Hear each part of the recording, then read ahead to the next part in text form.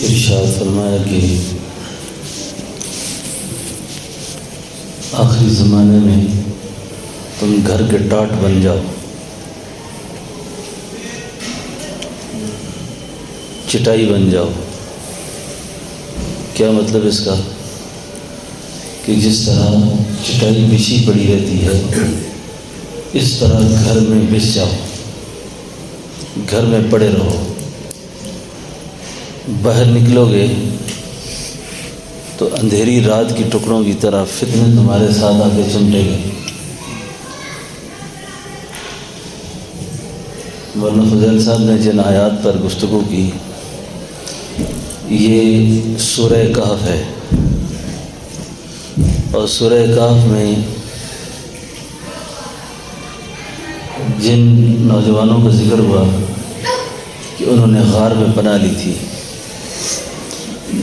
ان کا اس غار میں جانے کا سبب کیا تھا؟ غار میں جانے کا سبب یہ تھا کہ اگر وہ غار سے باہر رہتے اور جیسے ماحول بنا ہوا تھا اس ماحول میں رہتے تو اس زمانے کا جو طاغوت تھا وہ ان کو شرک میں اور بت پرستی میں مبتلا کر دیتا، جس سے ان کا ایمان چلا جاتا۔ اب جو اللہ والے جن آیات مبارکہ سے مسائل سلوک کا استنباط کرتے ہیں وہ یہ ارشاد فرماتے ہیں کہ ماحول میں اس وقت تک وہ شخص نہ جائے، پبلک کو اس وقت تک ڈیل نہ کرے، واعظ اور خطاب کا منصب اس وقت تک نہ لے جب تک کچھ زمانہ وہ تنہائیوں میں اللہ سے اپنا قرب خاص پیدا نہ کر سکے۔ جب تنہائیوں میں اللہ سے اس کا ایک لو لگ گئی، قرب خاص پیدا ہو گیا، اس کے بعد اس کو پبلک نقصان نہیں دے گی۔ طاغوت زمانے کا اس پر انداز نہیں ہو سکے گا۔ بات علماء کو سمجھ آ رہی ہے سب کو؟ یہ جو خلوت در انجمن ہے، ہوش بردم ہے، یعنی آپ اپنی خلوت میں، اپنی تنہائیوں میں یہ مستقل تنہائی نہیں اختیار کرنی۔ مستقل تنہائی کو رہبانیت کہا گیا ہے۔ اللہ کے رسول صلی اللہ علیہ وسلم غار حرا میں بھی رہے، غار ثور میں بھی رہے، شعب ابی طالب کی گھاٹی میں بھی رہے۔ یہ جو زمانہ آپ کا تھا نا، یہ حقیقت میں اللہ کے جو تکوینی امور تھے اس میں آپ کی یہ باطنی طور پر اللہ رب العالمین تربیت فرما رہے تھے، یکسو کر کے، خلائق سے الگ کر کے۔ ورنہ چھپنا مسئلے کا حل نہیں ہوتا کہ آج فقیر جو ہوتے ہیں بس میں اللہ ہی اللہ کرتا ہوں جی، میرے ساتھ اور کوئی بھی دوسری بات نہ کرے۔ اب رسول اللہ صلی اللہ علیہ وسلم کی جو سماجی زندگی تھی، آپ کی جو معاشرت کی زندگی تھی، آپ کی ازدواجی زندگی تھی، مطلب یہ ہے کہ تنہائیوں کی زندگی میں اپنے باطن کو سنوار لے، اپنے نفس کو ٹھیک کر دے، اور جب نفس کی تربیت کا ایک مرحلہ ہو جائے تو اس کے بعد پبلک میں رہنے سے، عوام میں رہنے سے نقصان نہیں ہوگا۔ اور تفسیر سورہ کہف کی روشنی میں آج کے اس دور میں، ان حالات کے تناظر میں، جن دور سے ہم گزر رہے ہیں، مناظر حسن گیلانی رحمۃ اللہ علیہ نے تفسیر سورہ کہف جو لکھی ہے، آج سے کچھ 100 سال پہلے لکھی ہے۔ وہ 100 سال کے فتنوں کو آج جو دیکھ رہے تھے، میں نے تقریباً اس کو کافی عرصہ پہلے غور سے دیکھا تو یوں معلوم ہوتا ہے کہ وہ سارے فتنے، زمین کے وہ سارے فتنے اگل کر باہر آ چکے ہیں، وہ باہر نکل آئے ہیں سارے۔ اب سورہ کہف قیامت تک ایک رہنمائی کرے گی، کیونکہ قرآن ضابطہ حیات ہے اور ضابطہ اخلاق ہے، دستور ہے، ایک آئین ہے۔ اس میں درج شدہ جو چیزیں ہیں وہ قیامت تک مسلمانوں کی رہنمائی کریں گی۔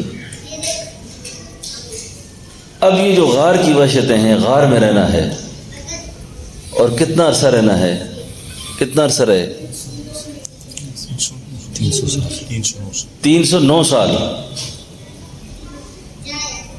اب 309 سال تک انہیں غار میں رکھا۔ اس غاروں کی بڑی تاریخ ہے صاحب، اور جو غاروں میں رہے اور پھر غاروں سے نکلے نا، اگر آپ کا تھوڑا سا ذوق حاضر ہو تو میں آپ کو افغانستان لے چلوں۔ تورا بورا بھی غار تھے نا، ان غاروں میں رہنے والوں نے کیا کیا پھر؟ بات سمجھ آئیے نا؟ غار بڑے کام کرتے ہیں، غار بہت کام کرتے ہیں۔ وہ بھی طاغوت سے پناہ لی تھی، انہوں نے بھی طاغوت سے پناہ لی ہے۔ اس وقت کا طاغوت کون تھا؟ کیا نام ہے اس کا؟ کیا نام ہے بولو، کسی کو یاد ہے؟ کیا نام تھا اس کا جی؟ بڑا زبردست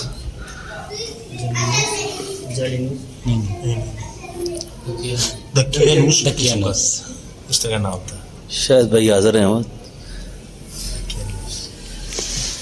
دقیانوس۔ خیر، تو تنہائی بڑی سخت ضرورت ہے، لیکن کس کے لیے؟ یعنی جو ہمارا طریقہ ہے اس میں ابتدا میں محنت ہو جائے نا، ابتدا میں وہی ابتدائی محنت کا اثر باقی ساری زندگی چلتا رہتا ہے، وہی برکات چلتی ہے۔ پھر جس وقت آدمی پبلک میں آتا ہے، عوام میں کام کرتا ہے، امت میں کام کرتا ہے، تو اس کو وہ تنہائی نصیب نہیں ہوتی پھر جو ایک عام آدمی کو نصیب ہوتی ہے۔ لیکن کیونکہ وہ ایک دفعہ مار کا سر ہو جائے، پھر نفس کا طاغوت ہو کہ ظاہر کا طاغوت ہو کہ باطن کا طاغوت ہو، اللہ اپنی شان کے مطابق اس کو سر اٹھانے کی ضرورت اس کے سامنے پھر نہیں ہوتی۔ اب اس وقت ہمارے ساتھ جو طاغوت ہے نا، داخلی طور پہ بھی ہے اور خارجی طور پہ بھی ہے۔ اس وقت اجتماعی طور پر مردوں میں، عورتوں میں ایک بیماری کا کہیں تو ہوا ہے، کہیں حقیقت بھی ہے، جادو، جنات، اور اس کے شدید قسم کے اٹیک اور حملے۔ اب بے شمار لوگ مریض ہیں۔ اب کیا وہ کسی کے کرنے سے ایسا ہوا ہے؟ میرے حساب میں، میری تشخیص میں، میں نے جو اللہ نے سمجھائی بات، 95-99% لوگ ایسے ہیں جو کالے اعمال کی وجہ سے، کالے کرتوتوں کی وجہ سے ان بیماریوں میں مبتلا ہے۔ یعنی کالا علم اللہ کے نور کے سامنے نہیں ٹھہر سکتا، اور جب نور نہیں ہوتا نا پھر ظلمت ہوتی ہے۔ تو پہلے سے اندھیرے میں اندھیرے کا آ جانا کوئی بڑی بات نہیں ہے۔ تو اکثریت جو ہے نا، اکثریت پر جادو بھی، شریر جنات بھی، اور جتنی بھی خارجی مخلوقات ہیں یہ آ کر چمٹتی ہیں ان کے ساتھ۔ یہ فتنہ ہے ایک قسم کا، یہ بیماریوں کی شکل میں بھی آتا ہے۔ آپ حیران ہوں گے، یہ نہیں کہ یہ جادو نہیں ہے، جنات شریر نہیں ہے، یہ سب چیزیں ہوتی ہیں، لیکن عام طور پر ہماری عورتوں کے اندر بھی ایک بڑی خطرناک بیماری ہے کہ کسی نے کچھ کروا رکھا ہے، کسی نے کچھ کروا رکھا ہے، کسی نے کچھ کروایا نہیں ہے۔ آپ اگر اس طرح کے کسی عارضہ کا مریض ہے نا، آپ پہلے اپنی خوراک کو دیکھیں، آپ اپنی خوراک دیکھیں، اپنے کھانے پینے کا غور کریں۔ آپ کا کھانا پینا ٹھیک ہے؟ طیب اموال آپ کے گھر میں ہیں؟ آپ اگر بہت دقت نظر سے غور کر کے دیکھیں آپ کے باپ نے، آپ کے دادا نے پھوپھیوں کو، بہنوں کو، بیٹیوں کو وراثت میں ایسا نہیں دیا۔ اب آپ جتنا مرضی حج کریں، روز پوچھو پہ اس طرح چلا کر ظاہری وضع قطع شخصیت بزرگی کی جتنی مرضی بناتا پھرے آدمی، لوگ ہمیں نیک بھی سمجھیں گے، بزرگ بھی سمجھیں گے، اچھا آدمی سمجھیں گے، لیکن لگے اب آپ نے وراثت میں حق کھائے ہوئے ہیں۔ اب آپ کا اندر کا طاغوت اتنا طاقتور ہو چکا ہے، اتنا سرکش ہو چکا ہے، اس میں تو قبولیت حق کی اشتراک ہی نہیں ہے ابھی۔ اب حق کو قبول نہیں کر سکتا وہ۔ اب آپ کہتے ہیں جی مجھ پہ جادو ہے، بالکل ٹھیک کہہ رہے ہیں آپ۔ اب آپ کو جس قوت نے مسخر کیا ہوا ہے اس کو فتنہ دجال کہتے ہیں، اس کو فتنہ شیاطین کہتے ہیں، فتنہ نفس کہتے ہیں اس کو۔ اب جب آپ ان فتنوں کے شکار ہیں، کبھی غور کر کے دیکھیں اس پہ۔ اب علماء کرام ہیں، معاشرے کے سب سے بزرگ لوگ یہی ہوتے ہیں جی۔ اب ہمارے تک جو ہدایہ پہنچتے ہیں، ہمارے تک جو تنخواہیں پہنچتی ہیں، یہ کہاں سے آتی ہیں؟ ہم اس کے وہ مکلف نہیں ہیں کہ اسی تحقیق میں پڑ جائیں کہ کہاں سے آتا ہے، کیا ہوتا ہے۔ ہمارے لیے حلال ہے سب کے لیے، لیکن سود ہے، حرام ہے۔ اب بہت بڑے سرکاری ادارے ایسے ہیں جن کے 20 سال سے ان اداروں کے ملازمین کی جو تنخواہیں ہیں وہ سود پر ہیں، وہ سود جمع ہو رہا ہے، اسی سے تنخواہیں دی جاتی ہیں، اسی حرام سے تنخواہیں چلتی ہیں ان کی۔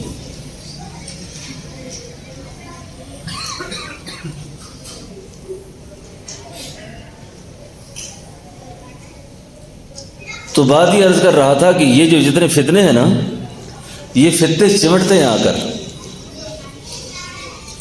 یہ فتنے چمٹتے ہیں، پکڑتے ہیں آ کر۔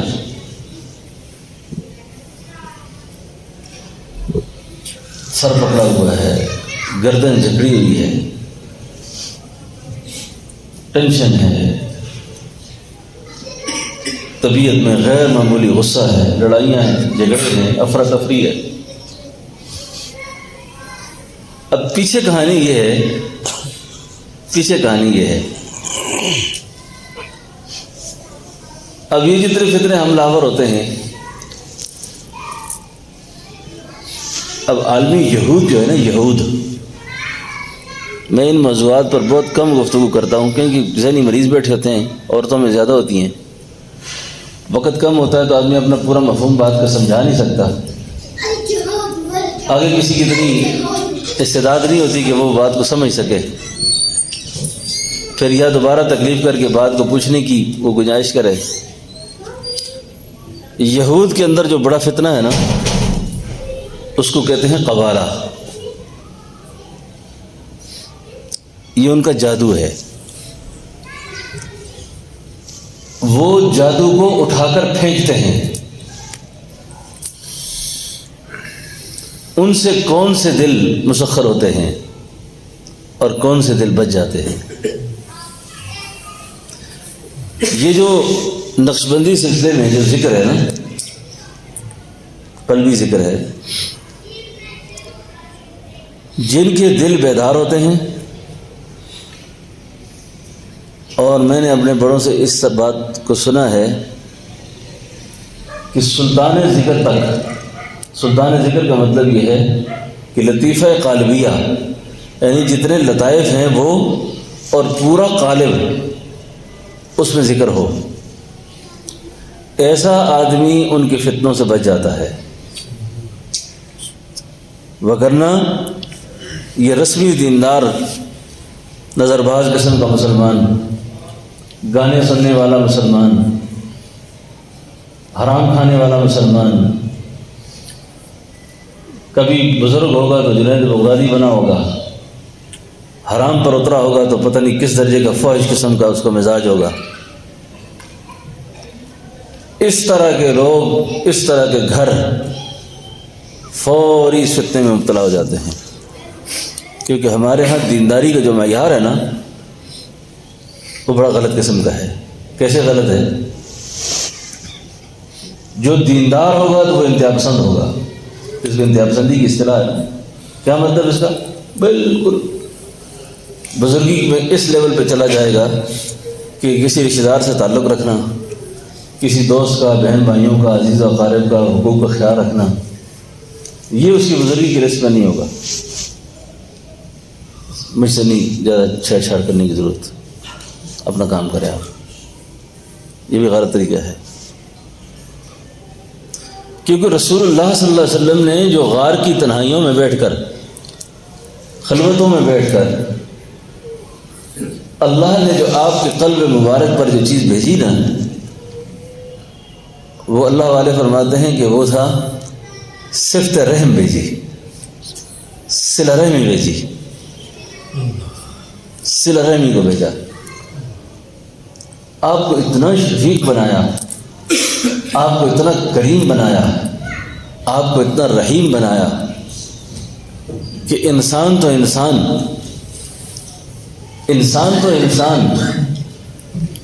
جانوروں پر بھی آپ کی رحمت تھی، جانوروں پر بھی آپ کی رحمت تھی۔ تو اس لیے یہ جو سلوک ہے نا، یہ انسان تو انسان ہے، یہ چوپایوں کو بھی تکلیف نہیں دینا دیتا۔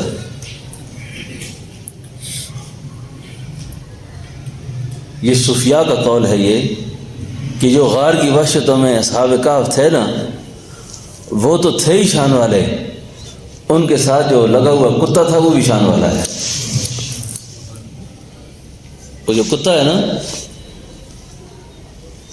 وہ کتا بھی عظمت والا ہے، اس لیے کہ اس نے سنگ دوستی نیکوں کی پکڑی تھی،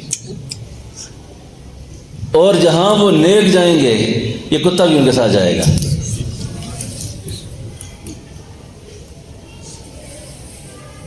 بعض اللہ والے اپنے مکتوبات میں یا اپنے خطوط میں جو بعض چیزیں لکھتے ہیں نا، لوگ سمجھتے نہیں پوری بات کو کہ میں ایک کتے سے بھی ابتر ہوں۔ کہتے ہیں جی آپ انسان ہو، کیسی بات کرتے ہیں؟ آپ بات سمجھے نہیں پوری، آپ پوری بات کو سمجھے نہیں اصل میں، کہ میں اصحاب کہف کے کتے سے بھی ابتر ہوں، کیونکہ اس کا جنت جانا یقینی ہے کہ وہ جنت میں جائے گا۔ یہ نقطہ سمجھ آیا نا کہ اس کا جنت میں جانا کیا ہے؟ جنت جانا یقینی ہے اس کا۔ اس لیے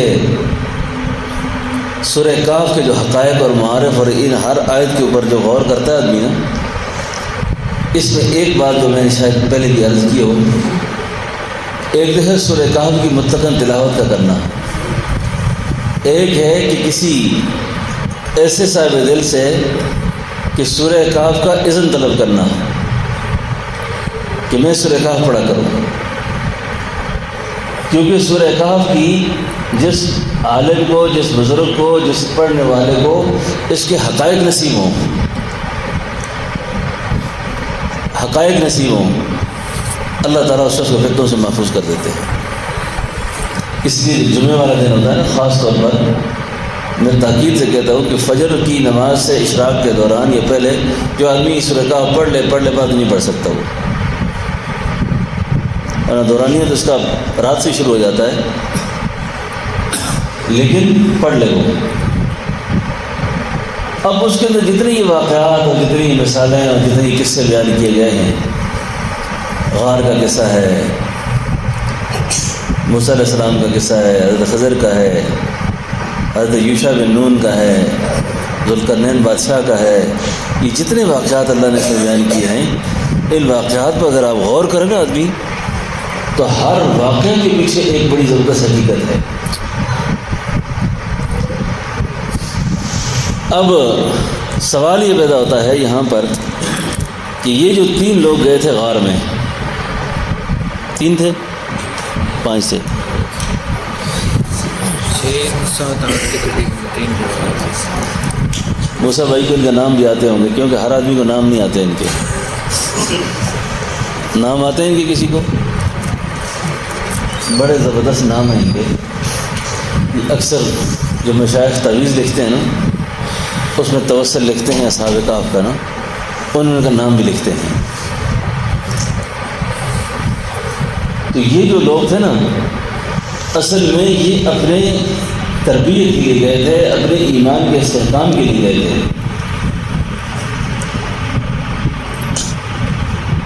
اور کوئی بھی شخص اگر اپنے ایمان کا استحکام چاہے گا نا،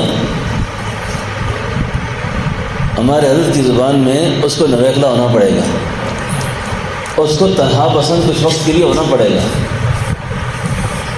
بجز خلوت گاہ حق آرام نیست،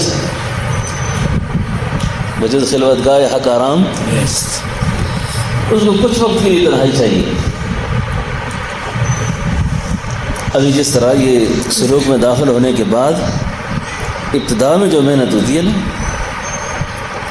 شیخ نثار فتحی صاحب رحمۃ اللہ علیہ فرمایا کرتے تھے، ابتدا میں جو تیرے ذکر سے ہوا تھا نصیب، وہ ذائقہ اب تک میری زبان سے۔ کس طرح شعر شاہ جی؟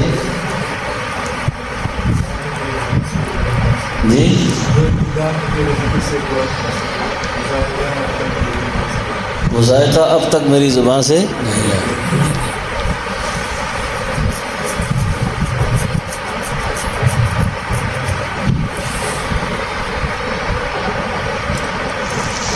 اس پر ایک ضروری بات بھی آپ سے سنا دوں، اور بڑا اہم مسئلہ ہے۔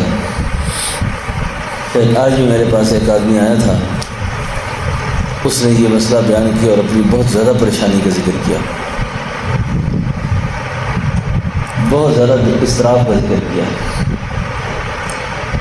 کہنے لگے کہ ابتدا میں جب حرم میں نہیں گئے تھے، حرم میں نہیں گئے تھے تو بہت شوق تھا کہ یوں جا کے بیت اللہ سے رکھیں گے، یوں روزے پہ والہانہ حاضری دیں گے، یوں سلام پڑھیں گے، یوں طواف کریں گے، ایسے ہوگا ایسے ہوگا۔ پہلے سفروں میں ایسا کیا بھی، لیکن اب جا کر کچھ سمجھ نہیں آتی، نہ رونا آتا ہے، نہ بارگاہ رسالت کی حاضری میں کچھ ایسا محسوس ہوتا ہے۔ تو مجھے لگتا ہے کہ میرے اندر ایمان نہیں ہے، میں منافق ہوں۔ اس کا جواب کسی کے ذہن میں ہے؟ میرے اندر محبت نہیں ہے، شوق نہیں ہے۔ میں نے اس کو 1-2 باتیں کی تو اس کو بڑی تسلی ہو گئی۔ میں نے کہا آپ کی شادی تو ہوئی ہے نا ماشاءاللہ؟ کہ ہو گئی ہے۔ بیوی سے محبت ہے کہ نہیں ہے؟ کہ کیوں نہیں ہے؟ بیوی سے محبت ہے؟ کہتا ہے۔ دیکھو نا، اتنے بڑے جنجال آدمی سر کیوں لیتا ہے آدمی؟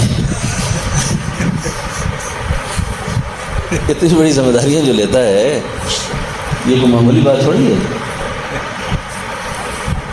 گھر سنبھالنا، اس کے اخراجات برداشت کرنے، ٹین کی طرح اپنے سر کو ہر وقت گرم رکھنا، اور بیوی بچوں کو سہولیات فراہم کرنا، گھر دینا، انتظام کرنا،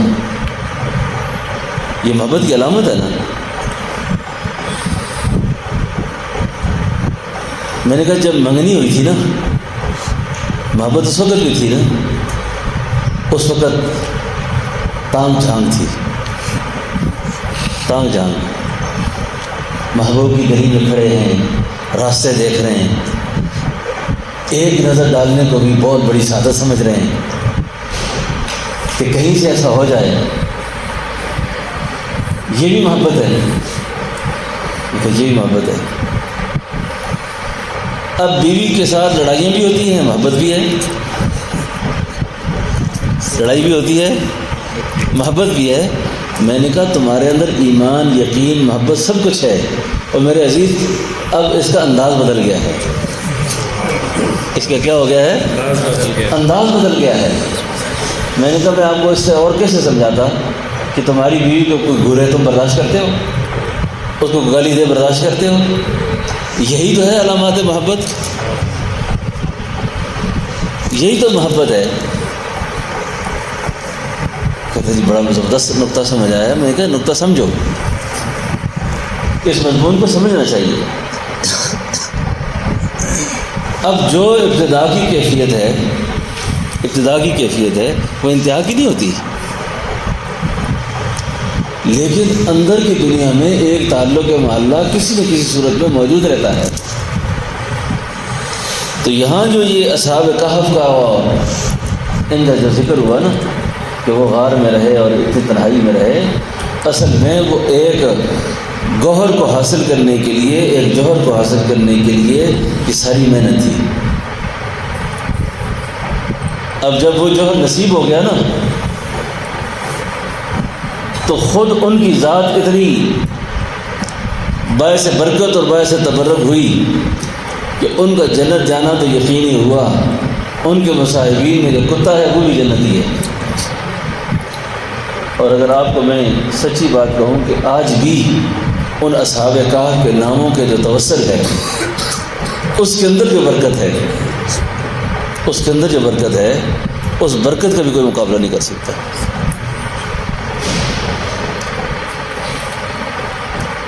مولانا میرے صاحب نام کیا تھے ان کے؟ یہ آپ کے آنے سے پہلے ہمارا سوال چلا ہے. اونچا بولیں.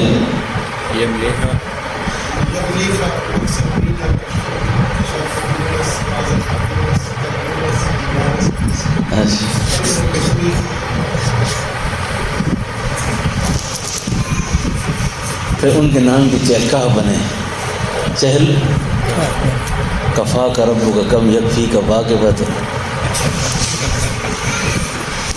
کاف ہوا کا کمین. بڑا لمبا سبق ہے یہ بھی. تو بات سے نقطہ سمجھ آ گیا نا اصل میں. تو بالکل خلائق سے کٹنا بھی نہیں اور ہجوموں میں رہنا بھی نہیں.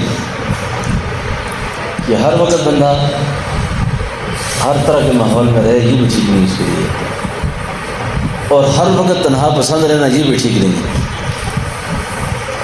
اب جو ان کی تربیت ہو گئی اس تربیت کے بعد وہ نکلے ماحول میں.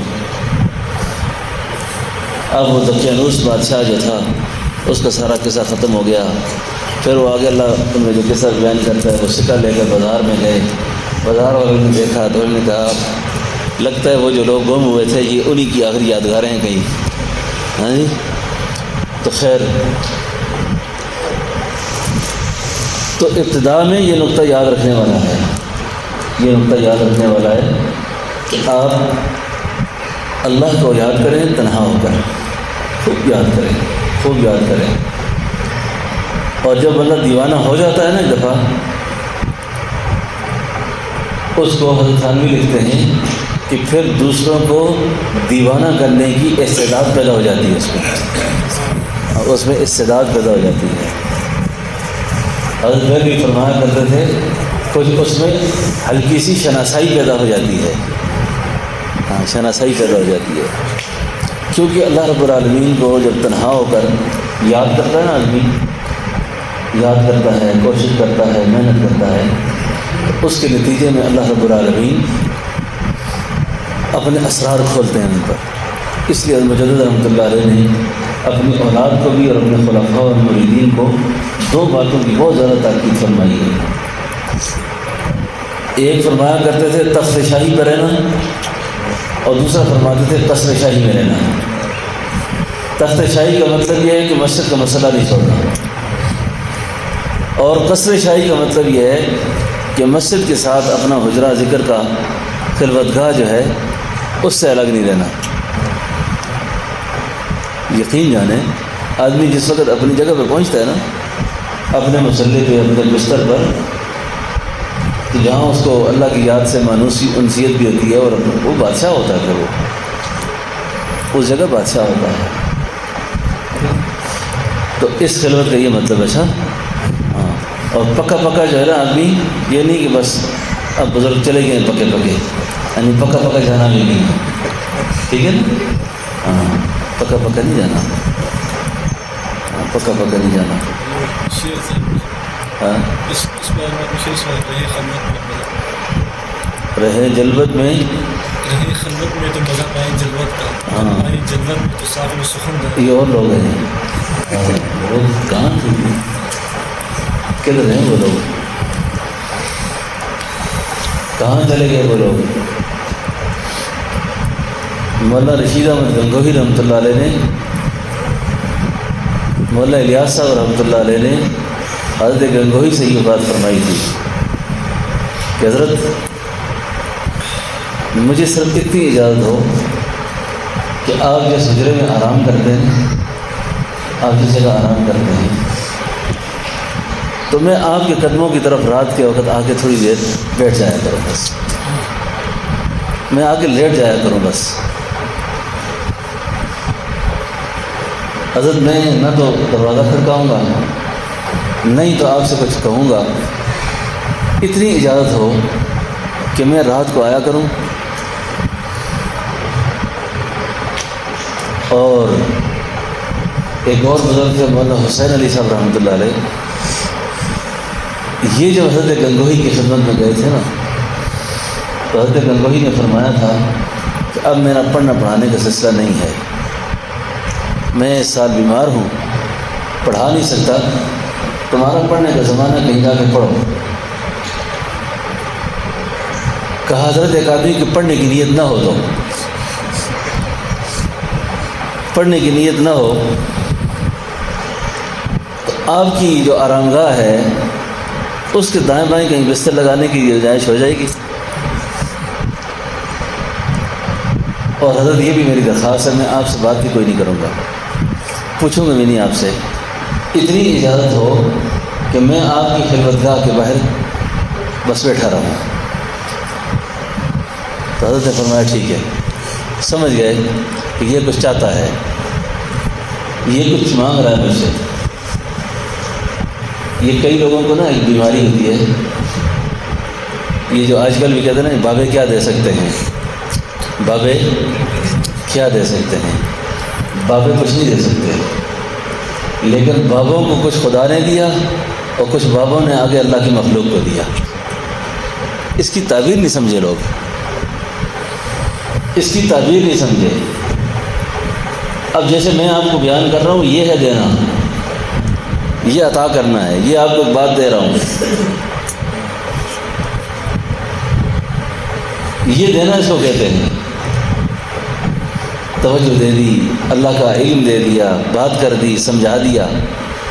تو حضرت مولانا حسین علی صاحب رحمۃ اللہ علیہ فرمایا کرتے تھے، میں نے جو علوم پڑھے وہ اسی سال پڑھے جس سال حضرت گنگوہی سے کچھ نہیں پڑھا تھا۔ حضرت سے جس سال کچھ بھی نہیں پڑھا، اس سال ہی سب کچھ پڑھ دیا تھا۔ اس کو کہتے ہیں رہیں جلوت میں تو خلوت کا مزہ پائیں، آئیں جلوت میں تو ساکت اور سخندانی، رہیں دنیا میں اور دنیا سے بے تعلق ہوں، پھریں دریا میں تو ہرگز نہ کپڑوں کو لگے پانی، رہیں جلوت میں تو خلوت کا مزہ پائیں۔ یہی ہیں جن کے سونے کو فضیلت ہے عبادت پر، انہی کی اتقاء پہ ناز کرتی ہے مسلمانی۔ یہ جو انہی کے اتقاء پہ ناز کرتی ہے مسلمانی نا، یہ وہ لوگ تھے جنہوں نے تنہائیوں میں اپنے آپ کو کندن بنایا ہوا تھا پہلے، اور جس وقت وہ مارکیٹ میں آئے نا تو بڑے بڑے لوگوں کو شارٹ کیا انہوں نے، پھر بڑے بڑے لوگوں کو، اس شان کے لوگ تھے یہ۔ خواجہ سراج الدین صاحب رحمۃ اللہ علیہ بہت بڑے آدمی گزرے ہیں۔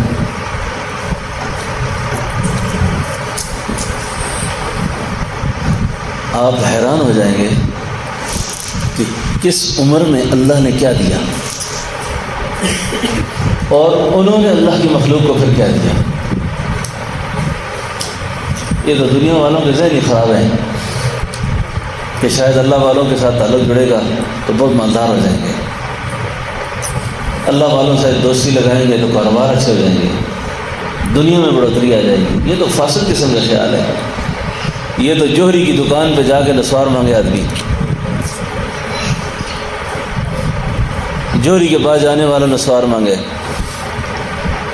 بہت سے اللہ والوں کے حالات میں نے دیکھے، خود ہمارے حضرت فرمایا کرتے تھے لوگ آتے ہیں لیکن مضمون الگ الگ ہوتے ہیں، مضمون الگ ہوتے ہیں۔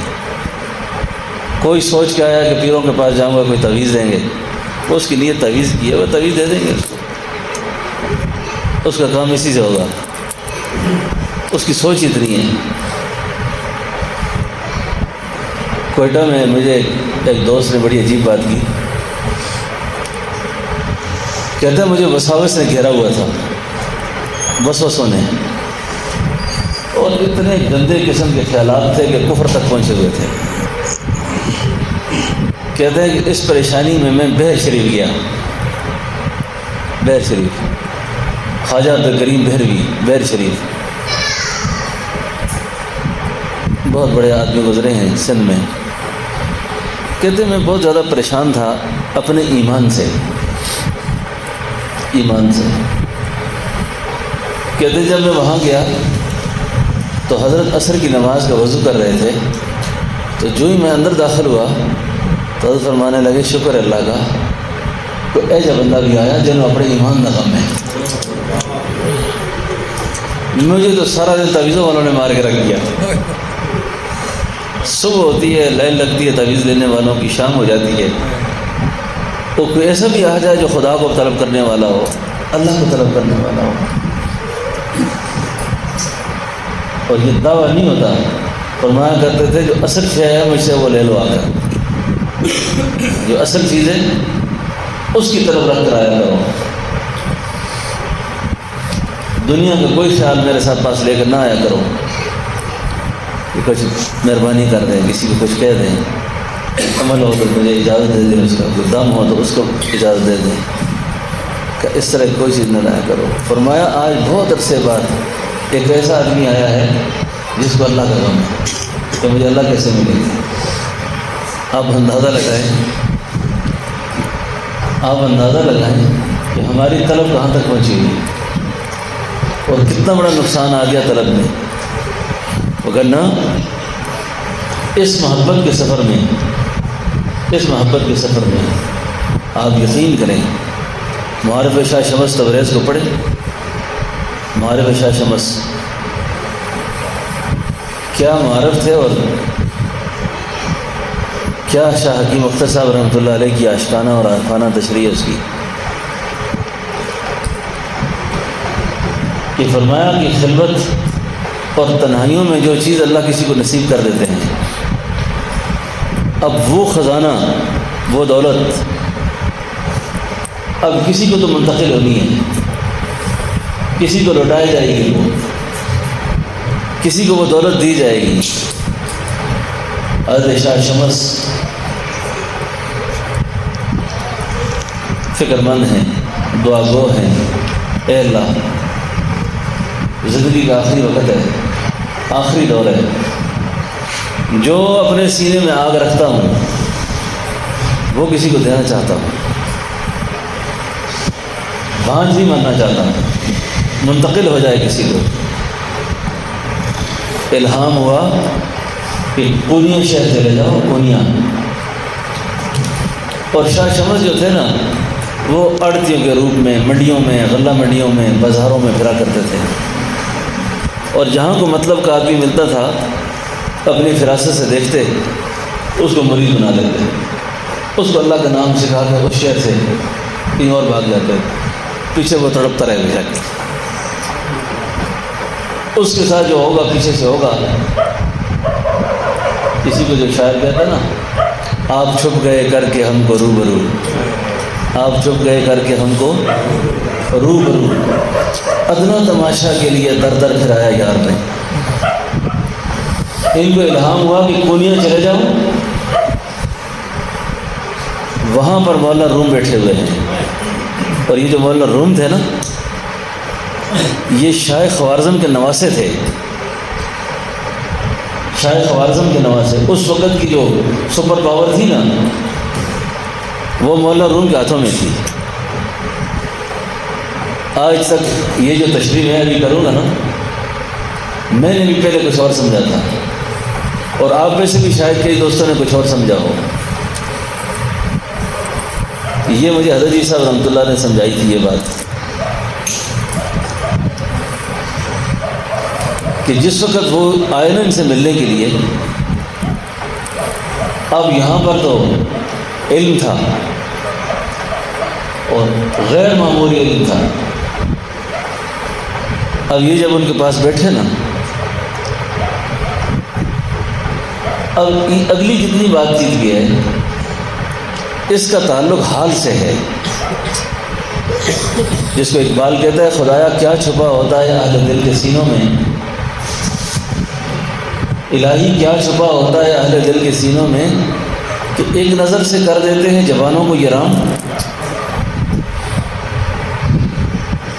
کس نے قطروں کو ملایا اور دریا کر دیا، کس نے ذروں کو اٹھایا اور صحرا کر دیا، خود نہ تھے جو راہ پہ اوروں کے ہادی بن گئے، کیا نظر تھی جس نے مردوں کو مسیحا کر دیا۔ اب ان کو اپنے علم پہ ناز ہے، علم پر، علم کا خمار بھی جس آدمی کو چڑھ جائے نا، وہ اتنا خطرناک ہوتا ہے نا، اتنا خطرناک ہوتا ہے۔ تربیت نہ ہو نا، اصلاح نہ ہو۔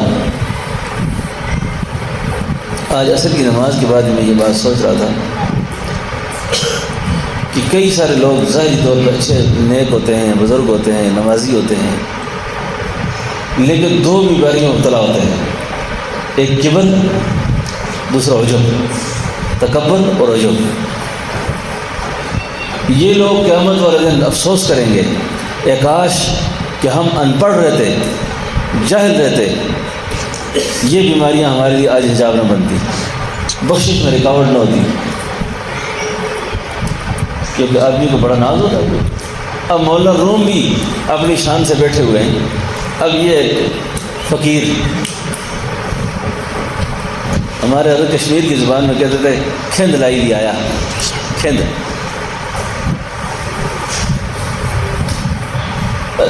پرانا ٹوٹا ہوا ایک لباس ہے، آگے ان کے پاس بیٹھ گئے۔ اب ان کے جو خیالات تھے نا اس پر قبضہ کرنے کے لیے پہلے ان سے پوچھا یہ کیا ہے، یہ کیا ہے۔ اب اللہ والے بعض کا جو توجہ دیتے ہیں نا، وہ توجہ بعض تو خاموشی سے دیتے ہیں اور بعض واز کر کے دیتے ہیں۔ واز میں کیونکہ مخاطب کا ذہن انہوں نے قبضے میں لیا ہوتا ہے، توجہ دینا اس وقت آسان ہوتی ہے کہ بندہ سن رہا ہے اور اس کے خیالات بالکل متوجہ ہیں، اس موقع کے اندر ہی اندر سے اس وقت اللہ کے نام کی ضرب لگا کر اس کے دل کو روشن کر دیتے ہیں۔ اب اس سے جب بات ہوئی نا مولا روم سے جب بات ہوئی تو مولا روم کو انہوں نے کہا یہ کیا ہے، جو کتابیں تھیں نا یہ کیا ہے۔ انہوں نے کہا یار ایسے دیوانے سے واسطہ پڑ گیا ہے، تو نمی دانی تو نہیں جانتا یہ کیا ہے۔ اب جس وقت ان کے علم اس بات سے ان کی سوچ پر قبضہ کیا، پھر ان کے قال پر اپنے حال کا زوردار حملہ کیا، زوردار توجہ ڈالی، ان کے قال کو اپنے حال میں لیا۔ سمجھایا نقطہ آپ کو؟ ان کے قال کو اپنے حال میں ڈالا۔ مولا روم یوں سمجھے کہ میری ساری کتابیں انہوں نے تالاب میں ڈال دی۔ یہ نہیں بات، اصل بات یہ ہے، یہ جو بعضوں کتابوں میں لکھا نا جو انہوں نے کتابیں اٹھائیں اور حوض میں ڈال دی، وہ اصل میں وہ جو تالاب تھا، وہ جو شفاف پانی تھا نا، وہ شاہ شمس کی حال تھا، وہ شاہ شمس کی کیفیات تھی۔ ان کیفیات کے اندر جس وقت علم کو اٹھا کے ڈالا نا انہوں نے کہا وہ آپ نے میرے ساتھ کیا کر دیا، میرا تو ساری کتابیں آپ نے ضائع کر دی، یہ کیا ہے؟ نے کہا تو نمیدانی، تو نہیں سمجھتا اس کو، تو نہیں سمجھتا۔ ابھی یہ اصل بات سمجھ آئی آپ کو؟ اوہو، جس وقت یہ قصہ ہوا نا،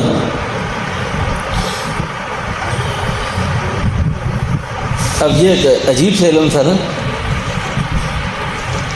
اب اس علم کو اب کوئی کیا سمجھے کہ یہ کون سا علم ہے؟ یہ وہ علم تھا جو اصحاب کہف نے غار کی وحشتوں میں حاصل کیا تھا اللہ سے، یہ وہ علم تھا۔ اب جس وقت یہ قصہ ہو گیا، اب اس کو کہتے ہیں چسکا لگانا۔ ان کو ذائقہ تھوڑا سا چکھایا، مولا روم اسی وقت کہنے لگے صد کتاب صد ورق در نارے کن، یہ جتنی کتابیں صد ورق ہیں، صد کتابیں ہیں، میرا دل کرتا ہے اس کو آگ برد کر دوں۔ دل را جانب دلدار کن، تو کیوں نہ اپنا دل جو ہے دلدار کے ساتھ میں لگاؤں۔ اب وہ جو طلب و شوق کا جو قصہ ہے نا، اللہ والے نے ایسی بے اعتنائی برتی، ایسا رخ بدلا ان سے کہ شاہ شمس مولا روم کو آگ لگا کے بھاگ گئے۔ عشق کی چنگاری لگائی، بھاگ کھڑے ہوئے۔ جب بھاگ گئے نا تو مولا روم کو وہ کتابیں اور علم اور مدرسہ اور سارا کچھ گیا۔ اب وہ دیوانوں کی طرح پھرتے، ہر ایک سے کہتے اور تم نے میرے شاہ شمس نہیں دیکھے کہیں پر؟ شاہ شمس نہیں دیکھے؟ لوگ پوچھتے کیسے آدمی ہیں وہ؟ یہ ان کو حلیہ بیان کرتے، جی ایسے ہیں ایسے ہیں ایسے ہیں۔ اب اللہ کی طرف سے تکوینی طور پر ان کو یہ باخبر کیا گیا تھا کہ یہ شخص آپ کو چھوڑے گا نہیں، ڈھونڈ کے نکالے گا کہیں سے آپ، لیکن کیونکہ اللہ کی جو ذات ہے نا اور اس کی جو معرفت اور محبت ہے، اس کے حصول کے بھی کچھ خاص آداب ہیں۔ ہم نے اس دور میں اپنے حضرت کو دیکھا کہ آنے والوں سے بے حد احترام اکرام ساری چیزیں کرتے، لیکن کبھی بھی اس سالک پر توجہ نہیں دی جس نے دل نہیں دیا۔ اور مجھے فرمایا کرتے تھے کہ خدا دا نا ہری کسا نہیں سکنا، ہر کیوں میں کو یہ نام نہیں پھینکنا کسی پر کہ ہم بڑے مجبور بیٹھے ہیں مریدی سے کہ ہمارا مرید کوئی نہیں مانتا ہو تو میں مرید کر دوں۔ میں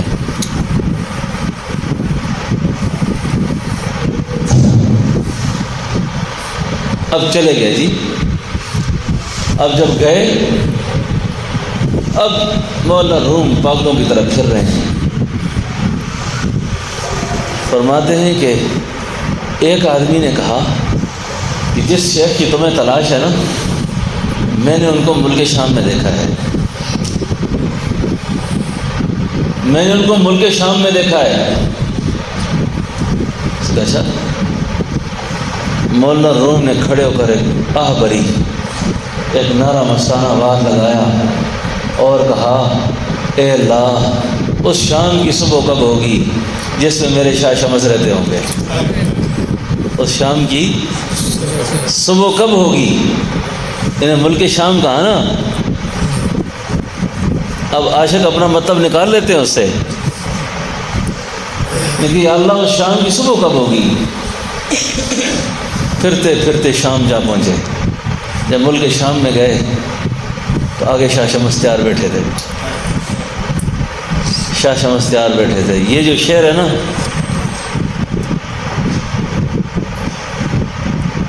یہ اس وقت انہوں نے شیخ کو دیکھ کے کہا کال رب گزار مرد حال شو، کال رب گزار مرد حال شو، پیش مرد کامل بامال شو۔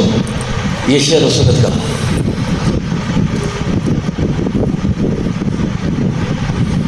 اب ایک بڑی دلچسپ بات ہے، اب ادھر بادشاہ کا نواسا ہے خوارزم کا، شاہ شمس شہید ہوئے نا، شاہ شمس قتل ہوئے ہیں، شہید ہوئے ہیں۔ بعض تاریخ دانوں نے لکھا ہے کہ شاہ شمس کو مولا روم کے بیٹے نے قتل کیا ہے۔ کہ کیوں؟ انہوں نے کہا ہمارے باپ کو تم نے پاگل کیا ہے، ہمارے باپ کو تم نے پاگل کیا کہ بادشاہی چھوڑ کر اس میں فقیری اختیار کی، تو تمہارے پاس کوئی ایسی چیز ہے جس وجہ سے ہمارا باپ پاگل ہوا ہے۔ تو ایسا پاگل پنا تو سب کو قبول ہے، ہاں ایسی بیماری تو سب کو قبول ہے۔ اس کے بعد پھر مولا روم پر جو اللہ نے جو چیزیں کھولی نا، اب ہے زبان ساری فارسی، اب فارسی زبان اور علماء اور بڑے لوگوں کے ہاں اس مصنوی کا مقام کیا ہے؟ مصنوی کا مقام یوں ٹھہرا کہ کتاب اللہ کے بعد بخاری ہے، بخاری کے بعد اللہ کی محبت کی بلند ترین کتاب مصنوی ہے، مصنوی مولا روم ہے۔ پھر اس پر ایسی ان پر چیزیں کھولی۔ آپ کو مصنوی کا پہلے شعر کا تھوڑا سا مفہوم سمجھا کے بات کو آگے نہ لے جاؤں، میرا خیال ہے جی۔ مصنوی کا جو پہلا شعر ہے نا، پہلا شعر حاجی امداد اللہ مہاجر مکی رحمۃ اللہ علیہ نے حضرت تھانوی کو حکم فرمایا کہ مصنوی کی کوئی عاشقانہ سی تشریح کرو، تو انہوں نے کلید مصنوی کے نام پر، کلید مصنوی کے نام پر کئی جلدوں میں بڑا شاہکار کام کیا۔ اس کا جو پہلا شعر ہے نا، بشنوس جو حکایت میں کنت، کہتے ہیں اللہ میں اپنی اس کتاب کا آغاز کرتا ہوں ایک حکایت سے، اور اس حکایت سے آغاز کرنے کے ساتھ ساتھ اے اللہ میں تجھ سے ایک جدائی کی شکایت بھی کرتا ہوں۔ اس جدائی پر نا جی، اس پر میں نے بہت سے صوفیاء کی تشریحات پڑھی ہیں اس پر، بزرگوں کی، لیکن مولانا روم کی جو تشریح اس جدائی سے کیا مراد ہے، وہ فرمانے لگے اس وقت دنیا کے مارے ہوئے لوگ ہیں، دنیا کے مارے ہوئے لوگ یہ کہتے ہیں کہ کوئی آپ سے جدا ہوتا ہے، آپ ایک شہر سے دوسرے شہر میں چلے جاتے ہیں، ایک ملک سے دوسرے ملک میں چلے گئے، یہ ایک جدائی ہے، وطن بے وطن ہو جانا یہ جدائی ہے، اور آدمی کو صدمہ ہوتا ہے اس پر، پریشان ہوتا ہے اس پر، یہاں تک کہ مر جاتا ہے آدمی، یہ بھی ایک جدائی ہے۔ مولانا روم کہتے ہیں کہ ان جدائیوں میں سے میرے اللہ مجھے تجھ سے کسی جدائی کی شکایت نہیں ہے، نہ موت کی جدائی کی شکایت ہے، نہ وطن سے بے وطن ہونے کی جدائی کی شکایت ہے۔ میں تجھ سے جس جدائی پر رو رہا ہوں، بلکہ یوں نہ لکھا، میں جس پہ اپنے نالا بہا رہا ہوں، نالا بہا رہا ہوں، جس پہ میں رو رہا ہوں نا، وہ جدائی ہے کہ میرے اللہ کہیں تو مجھ سے جدا نہ ہو جائے، یعنی مرنے کے بعد وصل ہے نا، ملاقات ہے، اور ایمان کی حالت میں جائے گا تو اللہ کا وصال ہوگا، اگر ایمان کے حال میں نہ جائے گا اس کو اللہ کا وصال نہیں ہوگا۔ تو اس جدائی پہ رونا چاہیے جس جدائی کے بعد ملنے کا امکان نہ ہو، اس جدائی پہ کہنے مجھے کوئی رونا نہیں ہے، نہ موت پہ رونا ہے، نہ بے وطن ہونے پہ رونا ہے، کہ یا اللہ مجھے تو مجھ سے جدا نہ ہو جانا، بس اسی چیز کی تمنا اور طلب سب کو کرنی چاہیے۔ یہ ہمارے مراقبے اور ہماری خدمتیں اور ہماری تعلق معلّہ کی کوششیں اور یہ ساری کی ساری جو چیزیں ہیں اصل میں یہ اس واسطے ہیں کہ ہمیں اللہ مل جائے، اللہ مل جائے، اور یہ دولت ایک دفعہ مل گئی۔ حضرت گنگوہی رحمۃ اللہ علیہ کی بات آج بار بار آ رہی ہے، انہی کے ارشادات میں ہے کہ جس کو اللہ ملے ہیں نا، پھر ایسا نہیں ہے کہ اللہ پھر اس سے اپنے آپ کو جدا کر دیں۔ کسی نے کہا حضرت فلاں آدمی مردود ہو گیا ہے، اتنا نیک تھا۔ فرمایا وہ مردود پہلے سے ہی تھا، وہ محبوب تھا ہی نہیں، وہ تمہیں محبوب نظر آتا تھا۔ اللہ جس کو محبوب کر دیں پھر اللہ سے مردود نہیں کرتے، پھر اسے مردود نہیں کرتے۔ تاہم حضرت تھانوی رحمۃ اللہ علیہ قرآن کریم کی اس آیت کو جو بطور دعا کے ہم پڑھتے ہیں نا، اس دعا کے بارے میں بڑی تاکید کرتے تھے کہ ربنا لا تزغ قلوبنا بعد اذ ہدیتنا وہب لنا من لدنک رحمہ۔ اب ربنا لا تزغ قلوبنا بعد اذ ہدیتنا، یہ جو فرمایا نا بعد اذ ہدیتنا، اس کا مطلب یہ ہے کہ ہدایت کے بعد بھی گمراہی کا امکان موجود ہے۔ ہدایت کے بعد بھی گمراہ ہونے کا امکان موجود ہے۔ کہا ہدایت کے بعد گمراہ کیسے ہوگا؟ فرمایا جب دو بیماریاں ہوں گی آدمی میں، دو بیماریاں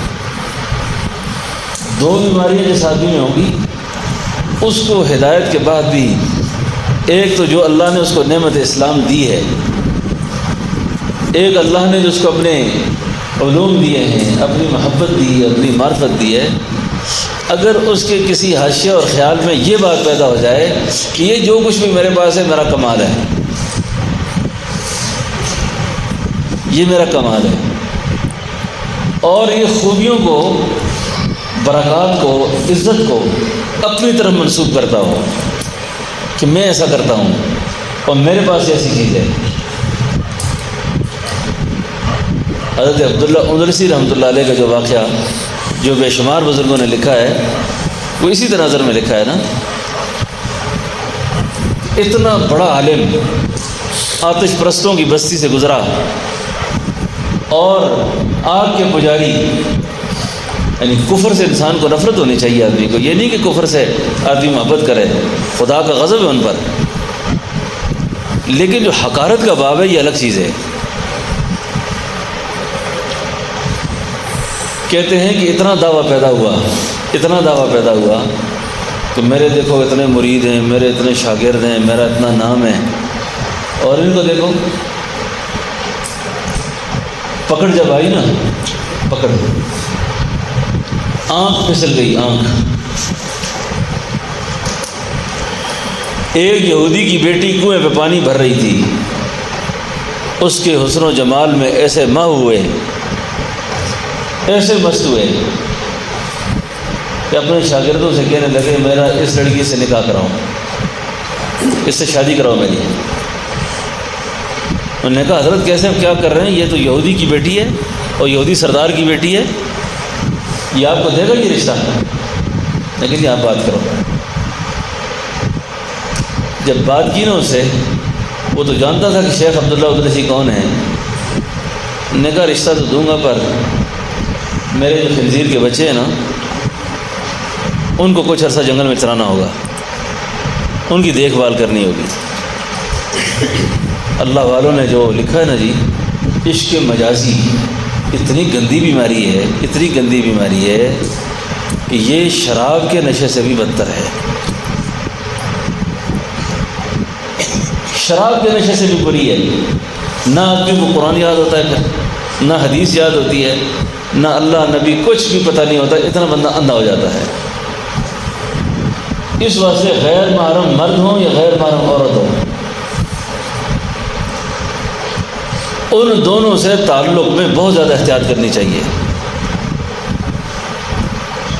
بہت زیادہ احتیاط برتنی چاہیے، کیونکہ یہ سوچ فکر آدمی کی جگہ پہ نہیں ہوتی ہے۔ اور عورت کے حرام لذتوں میں اور حرام فتنوں میں مبتلا ہو جائے نا، تو اس کا جو سب سے بڑا نقصان ہے نا، وہ آدمی سے نور ایمان اٹھ جاتا ہے، نور ایمان۔ اور جس سرے سے نور ایمان اٹھ جائے نا، اس کا کچھ نہیں بچ سکتا۔ تو حضرت عبداللہ ادرسی فرمانے لگے میری شادی کراؤ اس سے۔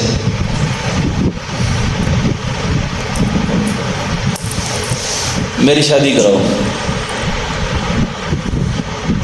نے کہا حضرت آپ ذرا اپنے منصب کو دیکھیں، اپنے آپ کو اب چھوڑو، ان کو نہ چھوڑیں، ہاں میری بات سن.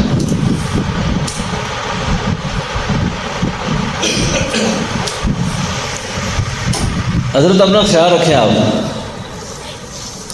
لیکن اب نظر کھپ گئی تھی، اب کوئی بات سمجھ ہی نہ آئی. لیکن اس نظر کھپنے کے پیچھے جو بیماری تھی وہ بیماری تھی تکبر کی، عجب کی. اب یہ تکبر اور عجب میں کیا فرق ہوتا ہے؟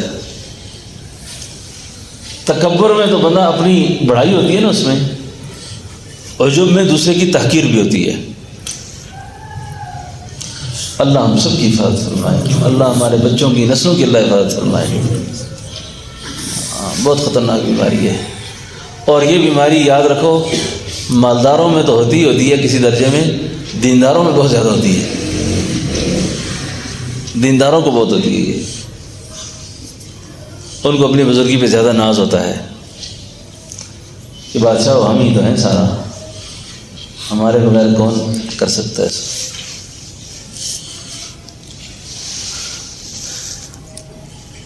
اب بزرگ جو ہے نا صبح چرانے میں آمادہ ہو گئے. بعض مورخین نے لکھا ہے کہ آپ کے ساتھ اس وقت 40,000 آپ کے شاگرد و مریدین سفر حج پہ جا رہے تھے. یہ حج کا سفر تھا.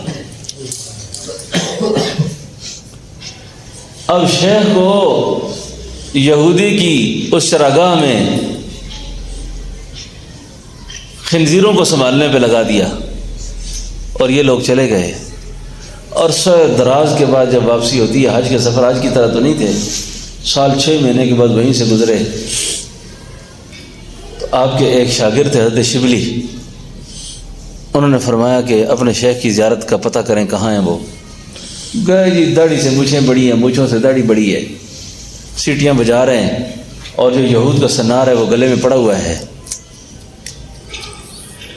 یہ قریب گئے، انہوں نے جا کے پوچھا حضرت کچھ قرآن حدیث بھی یاد ہے؟ انہوں نے کہا قرآن کی ایک آیت یاد ہے بس، اور کچھ بھی یاد نہیں ہے.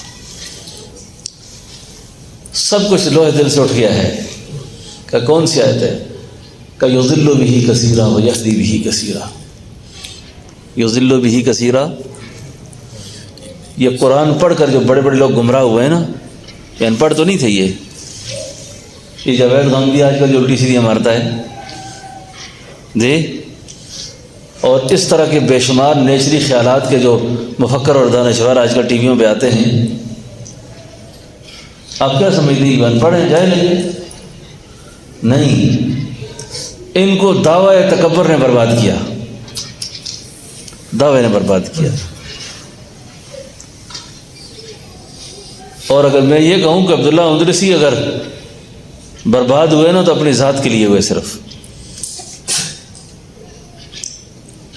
یہ جب برباد ہوئے نا، انجینئر جیلمی جیسا آدمی اور یہ جو لوگ برباد ہوئے نا، یہ خود برباد نہیں ہوئے، انہوں نے خلقت کو برباد کیا ساتھ. اور پیچھے دعویٰ ہے. میں سمجھتا ہوں آپ کو کیا پتہ ہے، مجھ سے اچھا کون جانتا ہے.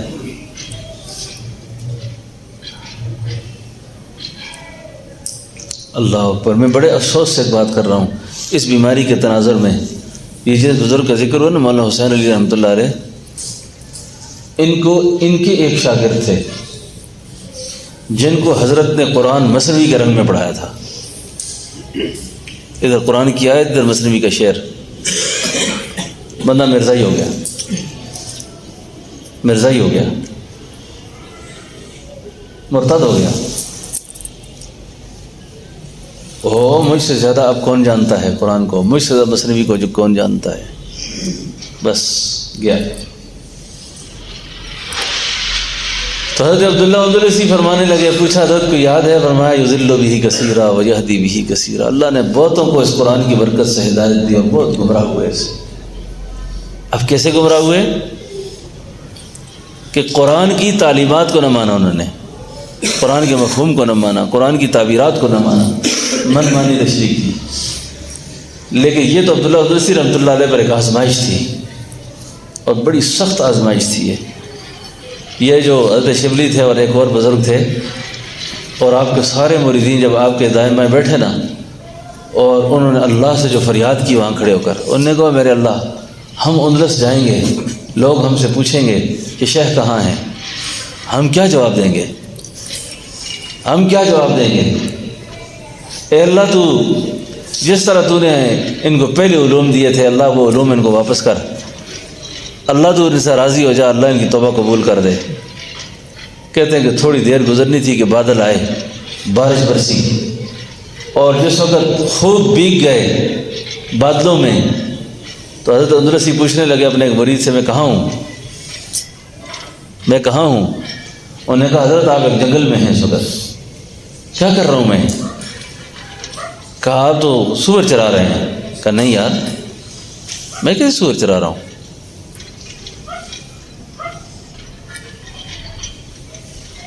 کیسے سور چلا رہا ہوں؟ انہوں نے تھوڑا سا سمجھ گیا کہ یہ آزمائش میں ہے، اس وقت امتحان میں ہے۔ ماضی کا کوئی قصہ یاد نہ دلایا کہ حضرت ہم تو حج بھی کر کے آ گئے اور آپ یہاں بیٹھے ہوئے ہیں اور یہ واقعہ یہ واقعہ یہ واقعہ۔ تو فرمانے لگے مجھے ساتھ لے جاؤ۔ بس بارش برسی، اللہ کی رحمت آئی، صدق کے دل سے انہوں نے دوبارہ توبہ کی۔ توبہ کے بعد جب یہ اندلس تشریف لائے تو فرمایا جس وقت وہ زمانہ تھا اور وفات کا وقت آیا تو آپ کے حلقہ ارادت میں آپ کا حدیث کی سماعت کرنے والوں کی تعداد 2.5 لاکھ سے زیادہ تھی، 2.5 لاکھ سے زیادہ تھی۔ تو یہ سارے مضمون کا جو حاصل حصول ہے نا کہ آدمی کب بنتا ہے، انسان کب بنتا ہے، اس کے لیے یہ جو تنہائی ہے اس کی اپنی ایک اہمیت ہے، اور تزکیہ اور تصفیہ یہ دونوں نعمتیں آدمی کو صحبت کے بغیر حاصل نہیں ہوتی۔ انسان بندہ بنتا ہے بڑے رگڑے کھانے کے بعد، انسان انسانوں کے بعد بیٹھنے سے بنتا ہے آدمی، کتابیں پڑھنے سے نہیں بنتا آدمی۔ بہت سارے علم پڑھ لیا تو آدمی انسان بن گیا۔ انسان بناتے ہیں، اچھا آدمی بناتے ہیں، اگر نہ آدمی تو سخت قسم کے حجابات میں ہوتا ہے، سخت قسم کے حجابات میں ہوتا ہے۔ شیخ نثار فتحی صاحب رحمۃ اللہ علیہ سے کسی نے پوچھا تھا کہ حضرت آپ نے کتنی کتابیں پڑھی، کتنے علوم ہیں آپ کے؟ فرمایا میں اپنا علم آپ کو کیا بتاؤں، عشق کی چند حدیثیں، عشق کی چند حدیثیں، غم جانا کی کتاب، عشق کی چند حدیثیں، غم جانا کی کتاب، میرا علم بس یہیں تک ہے، یہی میرا نصاب، بس میرا علم اتنا ہی ہے، اور یہی علم ہے جو غم جانا کی کتاب کو سمجھا دے اور اللہ کے حبیب سے عشق پیدا کر دے، محبت پیدا کر دے، عقیدت پیدا کر دے۔ اللہ رب العالمین ہم سب کو یہ اصل دولت ہے جو ہمیں نصیب فرما دے، ٹھیک ہے نا؟ وچ شوق امید وصال سجندے دل نو تازہ رکھیں، وچ شوق امید وصال سجندے دل نو تازہ رکھیں۔ سلطان بہو کہتے ہیں انشاءاللہ کسی زمانے ویکھ لیویں گا اکھیں، انشاءاللہ کسی زمانے، بس ربط رہے، جوڑ رہے، نیتیں ٹھیک ہوں، ٹھیک ہے نا؟ لگا رہے آدمی، لگا رہے، اللہ ایک دن فضل کر ہی دیں گے، ٹھیک ہے نا؟ اللہ ایک دن فضل کر ہی دیں گے، ٹھیک ہے نا؟ تو اللہ کے شان و ہم سب کی حاضری کو بھی قبول فرمائے، توبہ قبول فرمائے۔ یہ نئے ساتھی ہیں، میں ان کو کلمات توبہ پڑھاتا ہوں، آپ بھی میرے ساتھ یہ توبہ کے کلمات پڑھ لیں، باقی جو خواتین نہیں آئی ہیں وہ بھی پڑھ لیں، جو پرانی خواتین بیٹھی ہیں وہ بھی پڑھ لیں۔ یہ بیت ہو رہی ہے، بیت، اگر کسی خاتون کو بات سمجھ نہ آ رہی ہو تو وہ یہ سمجھے کہ اس وقت آپ کی بیت ہو رہی ہے، اور جنہوں نے پہلے بیت کی ہوئی ہے ان کی بھی بیت تجدید ہو جائے گی۔ توبہ کے کلمات پڑھ لیجیے میرے ساتھ۔ اعوذ باللہ من الشیطان الرجیم، بسم اللہ الرحمن الرحیم، لا الہ الا اللہ محمد رسول اللہ، اشہد ان لا الہ الا اللہ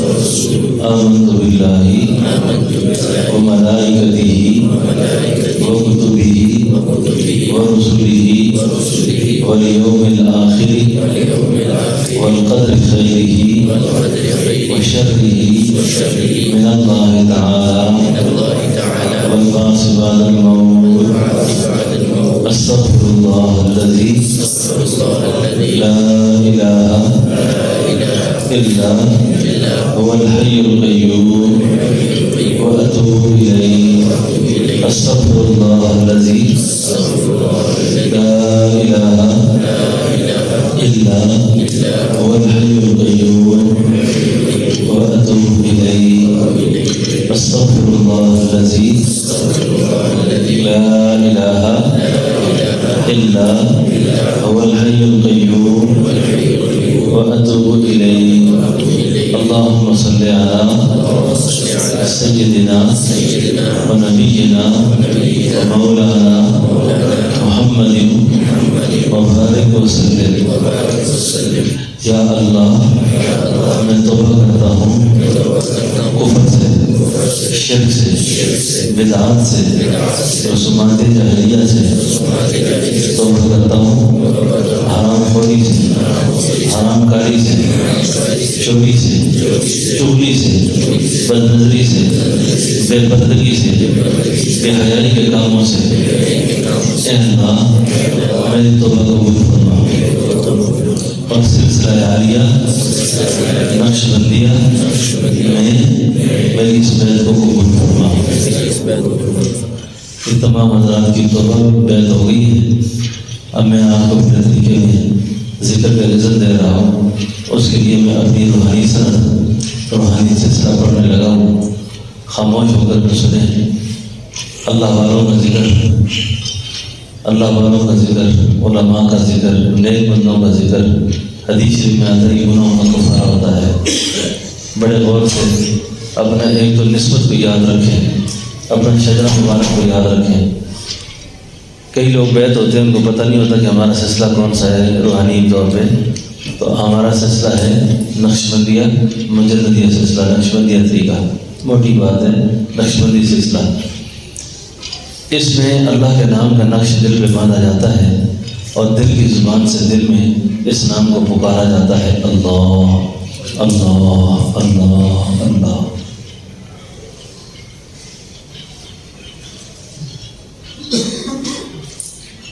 تو یہ مبارک نام اللہ تعالیٰ نے دوسری وحی میں نبی کریم صلی اللہ علیہ وسلم کو عطا کیا۔ نبی پاک صلی اللہ علیہ وسلم نے یہ ذکر سیدنا ابوبکر صدیق رضی اللہ عنہ کو بتلایا، انہوں نے یہ دولت روحانی طور پر سیدنا سلمان فارسی رضی اللہ عنہ کو دی۔ یہ سلسلہ یہاں تک صحابہ میں ہے، آگے سینہ بسینہ یکے بعد دیگرے بصورت نقش بندیہ حضرت خواجہ بہاؤالدین اولیاء نقش بند رحمۃ اللہ علیہ کو یہ دولت پہنچی، ان سے سینہ بسینہ یکے بعد دیگرے یہ دولت امام ربانی حضرت مجدد الفسانی رحمۃ اللہ علیہ کو پہنچی، ان سے سینہ بسینہ یکے بعد دیگرے یہ بات کی روحانی دولت عظمیٰ میرے کے حضرت خواجہ پیر عبدالحی صاحب رحمۃ اللہ علیہ کو پہنچی۔ یعنی حضرت عیسیٰ صاحب رحمۃ اللہ علیہ سے لے کر امام الانبیاء صلی اللہ علیہ وسلم تک 32 واسطے ہیں، 32 واسطے سے یہ دولت مجموعہ اللہ کو پہنچی ہے۔ تو میں نے اللہ کے حکم سے آپ تمام حضرات کو بیعت کر کے ذکر اس میں ذات کی، اس میں آسن کی اجازت دی، آپ نے ہم نے اس کو قبول کیا۔ اس ذکر کو قبول کرنے کے بعد آپ کی توبہ بھی ہو گئی اور آپ کو ایک نسبت حاصل ہو گئی۔ اس نسبت کے حصول کے بعد یہ جو لوگ کہتے ہیں جی میں نقشبندی ہوں، میں قادری ہوں، میں چشتی ہوں، میں سہروردی ہوں، بس ہم جو اس نسبت میں ہیں یہ اس میں سارے طریقے جمع ہیں، اس لیے نقشبندی سلسلے کو تام طریقہ کہتے ہیں۔ اس میں ساری نسبتیں آگے جمع ہو جاتی ہیں، کیونکہ حضرت مجدد الفسانی رحمۃ اللہ علیہ جو تھے آپ پر سارے سلاسل آگے جمع ہو گئے تھے، سارے سلاسل۔ تو اللہ نے ان کو مجدد بنایا تھا، انہوں نے اپنی شان کے مطابق پھر اصلاح کے جو طریقے اللہ نے ان کو الہام فرمائے، تو آپ حضرات کو نقشبندی سلسلے کی بیعت کی وجہ سے سارے طریقوں کی نسبت حاصل ہو جاتی ہے، سارے سلسلوں کا نور نصیب ہوتا ہے۔ تو اس سلسلے میں جو بڑا ذکر ہے وہ قلبی ذکر زبانی طور پہ بھی ہے اور قلبی طور پہ بھی ہے. وہ دل کی زبان میں دل میں اللہ اللہ اللہ اللہ اللہ. اب عورتیں بھی اور آپ سب حضرات خواتین سے درخواست ہے کہ یکسو ہو کر جس طرح سہولت سے اگر بیٹھ سکے دو زانو ہو کر بیٹھنا چاہیے, اور دو زانو نہ بیٹھے تو جیسے سہولت ہو ویسے بیٹھے, لیکن آداب حلقہ یہ ہیں کہ حلقہ گول کر کے دو زانو ہو کر بیٹھا جائے, دو زانو ہو کر بیٹھا جائے تاکہ اس میں زیادہ ادب نظر آتا ہے, اور جب تھک جائے تو آہستہ سے سیدھا ہو جائے. تو اب ذرا ہلکا ٹھیک کر لیں, ہلکا ٹھیک کریں, ہلکا ٹھیک کریں. دو زانو ہو کے بیٹھ سکتے تو بیٹھ جائیں, جو نہیں بیٹھ سکتے وہ نہ بیٹھیں, جیسے سہولت ہو ویسے بیٹھیں. اب تصور میں کیا ہے؟ تصور میں یہ ہے کہ بائیں پستان سے 2 انگلی کے فاصلے پر جو دل ہے, اس دل کے اوپر خیال رکھ کر کہ اللہ کا مبارک نام لکھا ہوا ہے اور میں اس نام کو پڑھتا ہوں اور میرا دل کر رہا ہے اللہ اللہ اللہ اللہ اللہ اللہ اللہ اللہ اللہ.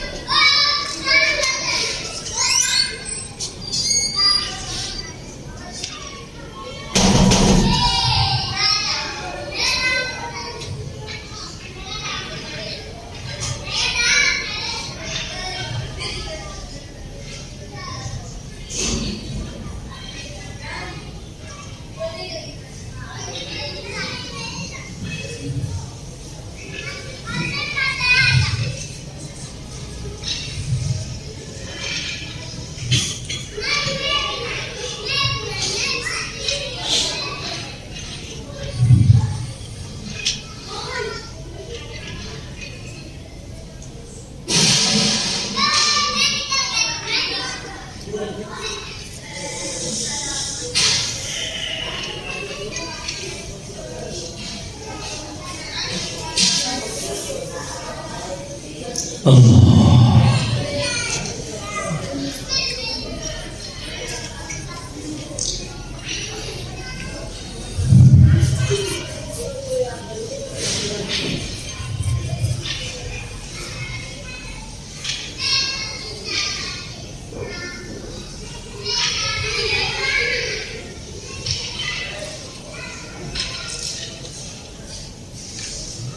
درشی پڑھنے سے اللہم صلی علی سیدنا و نبینا مولانا محمد مبارک وسلم وسلم علیہ. دعا سے پہلے ایک دو معلوم گزارشات آپ سے عرض کر دوں. پہلے تو ہمارا معمول ہے کہ جو ساتھی متوجہ ہے کارگزاری کے طور پر